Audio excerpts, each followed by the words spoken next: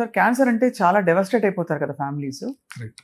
So ఎలా how do they అంటే come to you and మీరు ఎలా కోప్ చేస్తారు, ఎలా డీల్ చేస్తారు? ఫస్ట్ ఆఫ్ ఆల్ చాలా మంది వచ్చినా ఏం చెప్తారంటే డయాగ్నోసిస్ చెప్పొద్దు, ఆ వర్డ్ చెప్పొద్దు, చెప్తే కృంగిపోతారు, కూలిపోతారు, చెప్పొద్దు. ఎవరు చెప్తారు? ఫ్యామిలీ మెంబర్స్ చెప్తారు. సో అంటే వాళ్ళు నన్ను ఎలా చూస్తారంటే నేను ఏదో డెత్ సెంటెన్స్ ఇస్తున్నాను వాళ్ళకి, ఇంతకాలం ఉంటారు అనేటువంటి ఒక ఎక్స్పెక్టేషన్ తో వాళ్ళు నా ముఖం చూస్తూ ఉంటారు.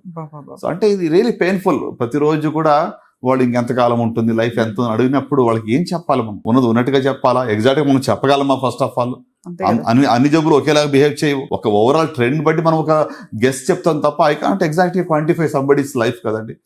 సో అంటే it is really in a way painful. ఎందుకంటే 80% ఇప్పుడు కూడా లేట్ స్టేజ్ లో మన దగ్గరకు వస్తున్నారు కదా. అంటే మెజారిటీ వాళ్ళకి బ్యాడ్ న్యూస్ ఇవ్వాల్సి వస్తుంది. అవునవునవును, బ్యాడ్ న్యూస్. అంటే మీరు స్టేజ్ 3, 4 లో ఉన్నారు.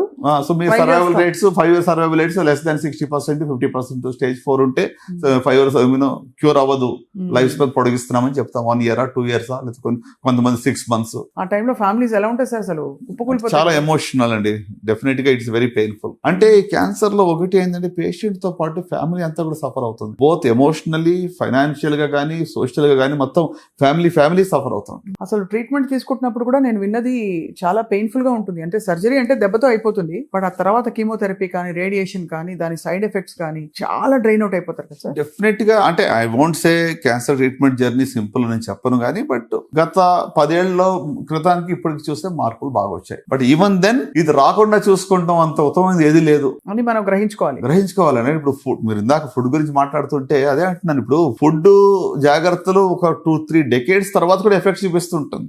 ఏదో ఇప్పుడు ఈ సంవత్సరం బాగా ఎక్కువ నాన్ వెజ్ తిన్నాను, రకరకాల డిఫరెంట్ ప్రాసెస్ ఫుడ్ తిన్నాను, వెంటనే వచ్చేది అది. సో ద ఎఫెక్ట్ చాలా సంవత్సరాల తర్వాత ఉంటుంది కనుక మనం లాంగ్ టర్మ్ ఇన్వెస్ట్మెంట్ మన హెల్త్ మీద చేసుకోవాలి. లైఫ్ స్టైల్ అంటే ఫుడ్ ఒకటే కాదు, మరి ఫిజికల్ యాక్టివిటీ కానివ్వండి, అంటే అఫ్ కోర్స్ హ్యాబిట్స్ గురించి మీరు ఆల్రెడీ చెప్పారు. ఇది స్మోకింగ్ గురించి కానీ, మద్యపానం కూడా ఇటీవల చూడండి స్మోకింగ్ కొంతవరకు తగ్గిందేమో, కానీ ఆల్కహాల్ మరి మోతాదు బాగా పెరిగింది. సో ఆల్కహాల్ వల్ల డైరెక్ట్ గా క్యాన్సర్ వస్తుందని మనకి చాలా క్యాన్సర్స్ అండి, ఒకటి కాదు, ప్రూవన్.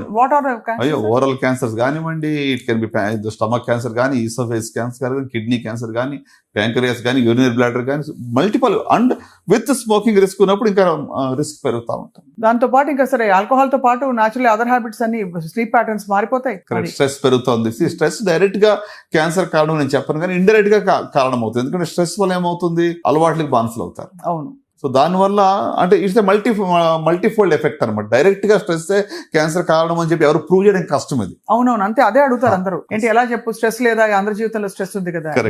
బట్ అది కార్టిసాల్ రిలీజ్ అయ్యి ఇద్దరు సరిగ్గా టోటల్ హార్మోనల్ ఇంబ్యాలెన్స్ అవటము, దాని ద్వారా ఏంటి ఇప్పుడు దాన్ని అధిగమించడానికి మనకున్న వేరే అలవాట్లు ఉంటాయి కదా. సో ఓవరాల్ అంటే హార్మోనల్ ఇంబ్యాలెన్స్ ఒకటే కాకుండా మరి ఆల్కహాల్ కానీ, లేకుంటే స్మోకింగ్ కానీ, ఇట్లా ఇవి కూడా వస్తున్నాయి. ఫుడ్ హ్యాబిట్స్ మారుతాయి. అవును, దాని వల్ల వచ్చే ఇతరత్ర వ్యసనాలు, ఫ్రైడ్ ఫుడ్స్ ఎక్కువ తింటారు ఆల్కహాల్ తాగే వాళ్ళందరూ కూడా.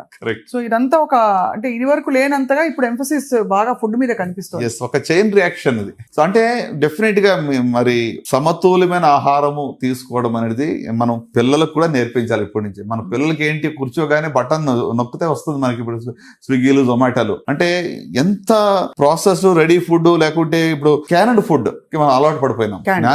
క్యాన్డ్ ఫుడ్ అలవాటు పడిపోయినాం. సో ప్యాకేజ్డ్ ప్రిజర్వేటివ్స్ వీటన్నిటితో ఉన్న ఫుడ్ కన్నా న్యాచురల్ ఫుడ్ తీసుకోవడం ఎంతైనా మంచిది.